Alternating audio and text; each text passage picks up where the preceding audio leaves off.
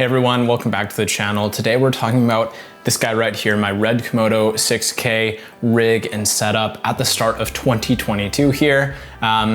It's been about 6 months around there of me owning this camera. And so over that time, I've been able to try different configurations and to really get my hands on this camera and be able to see what is working, what is not. And from there, be able to tweak and see what I needed to get, what I needed to take away from my setup.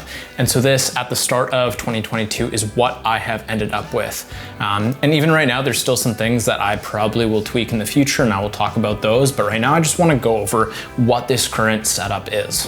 There are 3 different brands that make up the components of the setup. One is obviously RED. I have some proprietary RED accessories. I also have some Tilta accessories, as well as Small HD, who makes the monitor. Let's start with the key components that make this camera function and operate, and then we'll go out to some of the extracurriculars. And so the base obviously is the RED KOMODO 6K. Built off of that, I have the Tilta cage. This enables me to mount different components to this camera setup, including the rails, including the top handle. All these things are able to mount to this Tilta cage. I actually have it configured a little bit differently than the way that the Tilta cage comes on its own. I'm not actually using the full cage. And so I'm using the cage on the left side as well as on the bottom, but on the top and the right side, I've actually removed those elements of the cage. The reasons for that is, one, on this RED handle, the outrigger handle, if I was holding that grip and had the cage on there, it would actually brush up against my fingers. And when you're shooting for a 10-hour day, that's a very uncomfortable feeling, having metal rubbing up against your fingers. And so I just removed that side of the cage entirely, as well as the top, because I need that RED KOMODO that RED handle, the outrigger handle, to attach to the top of the Komodo with those pins that are there, so that I can get the full control of that record button. I needed that to mount right on the top, and so I don't have the cage on the top. I just have the outrigger handle mounted to the top, and then to the outrigger handle, I have this little accessory from Tilta that allows me to then mount this top handle, also from Tilta. And the nice thing about this top handle is that it can actually pivot. And so if you see like that, it kind of locks into place under different axes, and so you can turn it all the way around if you want. Sometimes I've used this when I'm recording YouTube videos. It's super nice to be able to just pivot this handle around and be able to have your different viewpoints. Sometimes you have your camera in a setup or in a space where it's really hard to get behind it to see what you're looking at. And so it's really nice to be able to turn that, that monitor really easily to the side. Obviously you can do this with other mounts as well. You could just unscrew it a little bit, pivot the monitor and re-screw it in. But it is so much faster and easier, honestly, to just be able to pivot that handle.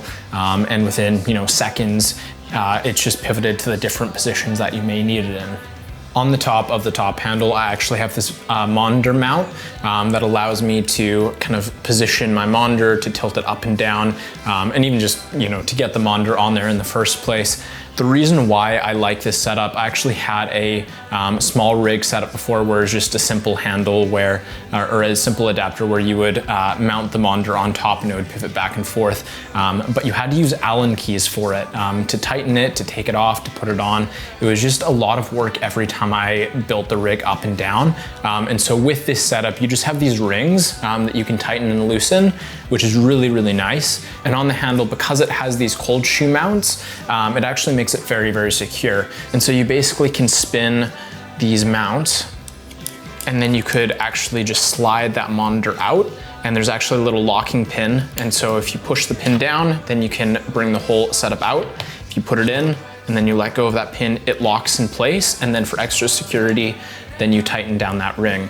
And so all in all, it just makes it for a nice, secure setup. And it's also very easy to use and mount, and you don't need any extra tools. And so for me, that was a huge win, not having to constantly bring Allen keys out every time I wanted to build my setup and take it down. It just removes that added little bit of stress of making sure that you've remembered those tools, as well as just it saves a lot of time. And so that was a really big win for me, and something that was really important. I had the experience of having to use those tools every single time, and I wanted to find something where I didn't need to do that. And so this setup for me solved that problem. And like I said, originally I did not have this top handle set up. I just had the monitor directly mounted on top of that outrigger handle. And so the reason why I wanted a top handle is I was just finding that there's a lot of scenarios where it would just be kind of uncomfortable holding the camera all the time with the outrigger handle. Sometimes I just wanted to be able to hold it from the top and have it nice and balanced. When I was, kind of not shooting, I was just kind of carrying the camera along with me, as well as sometimes when I was getting low shots, I was finding it was really hard to get it with using just the side grip. What I really wanted was a handle that I could, kind of put lower to the ground and hold it from above. And so I could get that effective gravity pulling down on the camera to balance it out instead of trying to balance it really low to the ground when your hands are in an awkward position. Your footage just turns out a lot more shaky when you do it that way. And so I've been able to find that using this top handle can help me get more stable footage when I'm getting those lower angle shots. With the Komodo having a tiny little screen on the top of the camera, it makes it very unpractical to actually use that display for filming. Now, I'm very happy that they have this display. A lot of RED cameras don't have a display at all that you can adjust the image. Even the new Raptor that came out, you can't actually see your image on that display. It's only settings and different parameters that you can see on that display. You still need an external monitor. And so in the cinema world, it's pretty common to need to get an external monitor for your camera setup. But I would say that it is really handy having that display on the camera. If you're in a pinch, you can see the image that you're working with, as well as just being able to, have the touchscreen, adjust all your settings. That's really, really helpful to have built into the camera, so that when you get it, you can at least still start using it. But I have found that for best results, it is really handy to get a monitor. And for me, I chose a 7-inch monitor, the Indy 7 by Small HD. For me, this was just the best option because it is, one, a very big display, two, it has RED Komodo control, meaning that I can adjust all my parameters in the camera from the monitor. I found this to be hands down just such a smooth workflow in comparison to using monitors that don't have this capability. It's really annoying when you are looking at your image on screen and then you're having to look down at the other screen to adjust all your parameters on the camera. Being able to just look at your image, being able to have that big touch screen where you can adjust all those settings just makes your workflow so much easier. And so I am a huge advocate for going that route using the compatible monitors, and Small HD isn't the only one that makes them. It just, I believe they're the first to market that had that RED Komodo control capability. First with the Focus Pro, I believe it was, and then the Indy 7 came out with that capability and it had the bigger display, and so that's why I opted for the Indy 7. I have another video where I kind of talk about the monitor that I got came with a, it was defective. It wasn't anything that really affected the functionality of the monitor. It just kind of like had a display issue where part of the image was displaying right on the very edge. And so there's like this little tiny line right on the left hand of the display, just a nice little slice down the edge of the screen where, if you're moving something in the middle of the screen, you can see that slight bit of movement along those few pixels on the left-hand side. And so it's just annoying. That's it. That's as big of a problem as it is. It's just the annoyance factor. It doesn't really impede my workflow that much. It's just a few pixels, so it doesn't really, interfere with my framing or anything like that too much. I obviously could get another monitor, I just haven't, and it's not that big of an issue for me to really justify, going through the whole process of getting another monitor or getting a refund or anything like that. So I've just opted to work with it, and it really hasn't been that big of a headache. In order to get this monitor, fully functioning, there's a few cables that you'll need to get. One comes with the monitor, that is the RED control cable right here, this black cable. It just feeds from the back of the camera out of that external port into the back of the monitor. Pretty self-explanatory. You also have an SDI cable that will feed the image to the monitor. That's the cable that handles the feed. And so there's one SDI out of the RED Komodo. And so you just plug that SDI out into the SDI in of the monitor, and boom, you are good to go. The last couple things about making sure that this setup can function is batteries. We obviously need to power this camera. For me, I'm not saying this is the best solution, this is just the solution I have been using. I'm using the RED Canon BP batteries on the back. I do love the hot swappable battery capability. That has been huge. I have been in so many scenarios where it has been so convenient just to, read that one of my batteries is dead and then be able to just pop it off while the camera's still on and then be able to put on another battery. This has literally saved my life so many times, or maybe not life, but it's saved me in a pinch many a time. And so I love that capability. The second part is powering this monitor, and I use the NPF batteries by Sony. Pretty common. If you've been working in film for any length of time, you've probably used these batteries before. They're very common. And so I had some lying around. I also bought some new ones that just were able to have the readout of what the battery's like. And so these batteries are just super easy to use, and it's great. And they're standard, which makes life really easy. My only complaint is that it's just a lot of weight on the monitor itself. I just wish that I didn't have to put that much strain on the monitor. And so the solution that I'm potentially looking at is, and I should have done this a while ago, but I just haven't really run into absolutely needing it. And so I haven't invested in V-mount batteries. And I think what I potentially will look at doing is the core back plate. It's kind of that V-mount adapter that you can hook onto the back of the Komodo. It's by Core, and then you can also get the V-mount batteries that are capable with that. And the nice thing is that they're RED approved, and so you can see the battery levels still on the Komodo instead of just having to read it off of the V-mount battery itself with those that are not compatible. And so for me, that's huge. Like if I'm gonna mount V-mounts to the back of my camera, I don't really want to not be able to have a readout on that and be shooting and accidentally have my battery die, especially because of the power up and power down time of the Komodo. That's just not a scenario I want to be in. I want to know what my battery level is at 100% of the time. The only downside is that you're losing your hot swappable capability, but my justification is that V-mount batteries last much longer than these BP batteries will, and so you're not going to really have to switch your batteries as often. So for me, that justifies it. If you just put a little planning in, you can probably make sure that you have a fully charged battery in any scenario where you'll need it, and it will last as long as you need it as well. And the plus of that is you can also use DTAP to power the monitor, and so you can do a DTAP to the DC in on this monitor, and so you don't have to have those batteries on the back of it. And so I'm gonna try this, I think, sometime in the new year here. We'll see how it goes. I'll maybe make a video updating you on that. But I feel like it's probably gonna be a better solution. I haven't tried it, so I can't tell you for sure, but that's my hunch. Right now, I have the Canon 100mm lens on this camera.